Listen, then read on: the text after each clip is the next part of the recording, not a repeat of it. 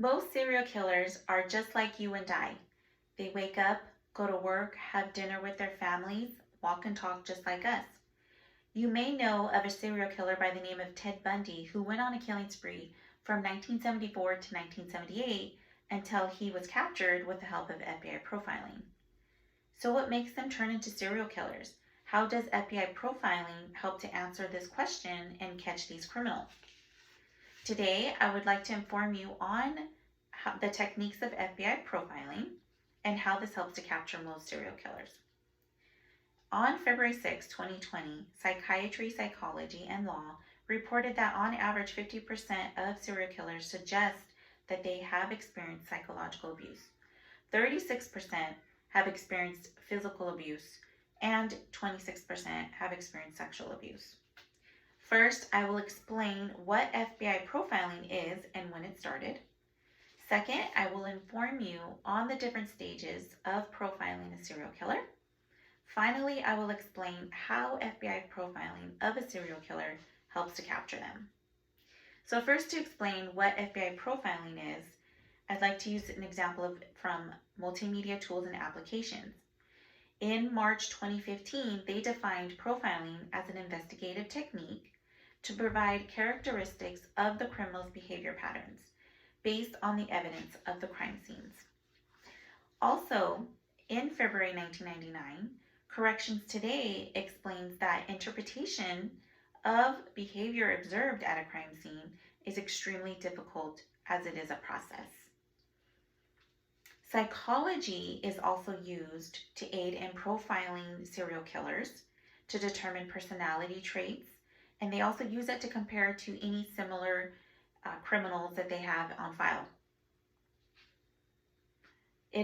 Psychology is also recognizes behavioral patterns, and they use those behavioral patterns and they link them to any similar or previous crime scene characteristics, and they use them to narrow down their pool that they have of serial killers.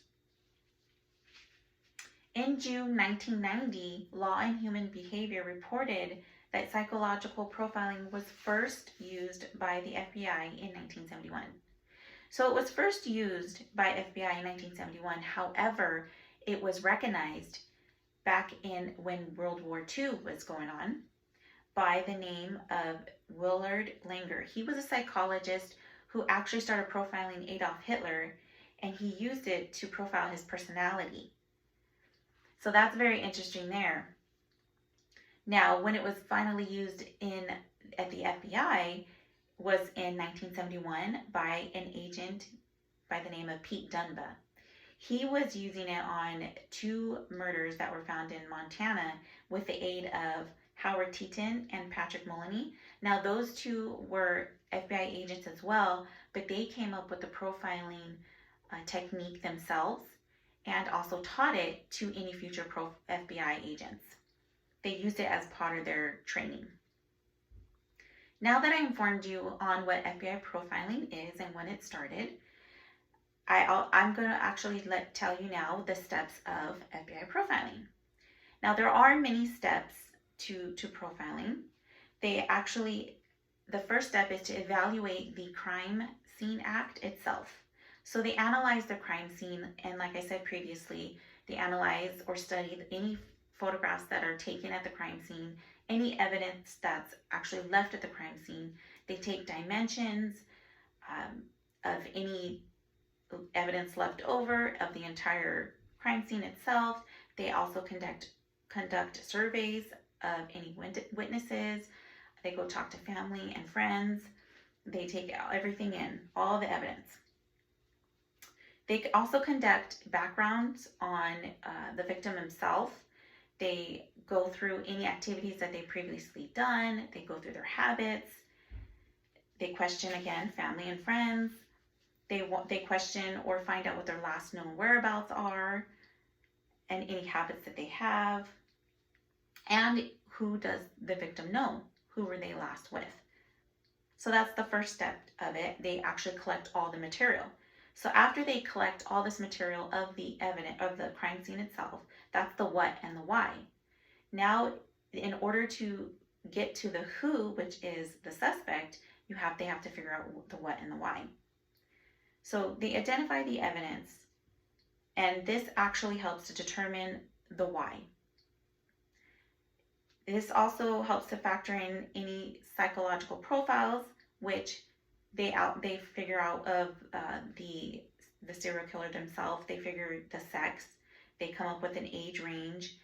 Is the serial killer educated?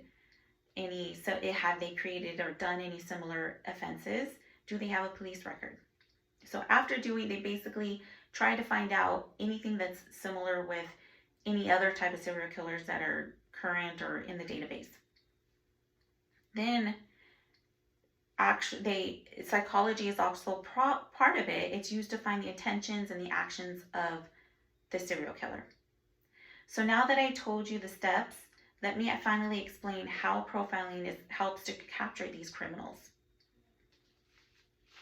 So first, they have to gather all the evidence, create a profile of this serial killer. This actually helps to, it offers an insight to the criminal mind itself. And in 1999, Futrix stated psychological ritual that a serial killer goes through, explores and analyzes criminals' minds, can aid in formulating when and how they will act next. So now that they have, knowing all the evidence and the inside of the criminal mind, it actually it aids in what the next step is that they think that this serial killer is going to take. Profiling actually demonstrates the knowledge and the skills and abilities of this criminal. Psychology actually predicts their behavior, and like I said, it helps to predict their next step or next victim, where they're located, the area that they live in, and whatnot. After they gather all this information and it's successful in capturing a criminal, they take all this profiling data and they add it to a database in Quantico, and it actually helps to help capture any other future criminals. It's an algorithm. So today I informed you on one of my favorite topics, FBI profiling of serial killers. First, what it means, then the stages of profiling, and how it catches criminals. So the next time that you watch a crime documentary, you may notice that forensic is a good portion of it to capture these criminals. However, try looking out for the profiling portion of it, and you'll find that it's being used more than often.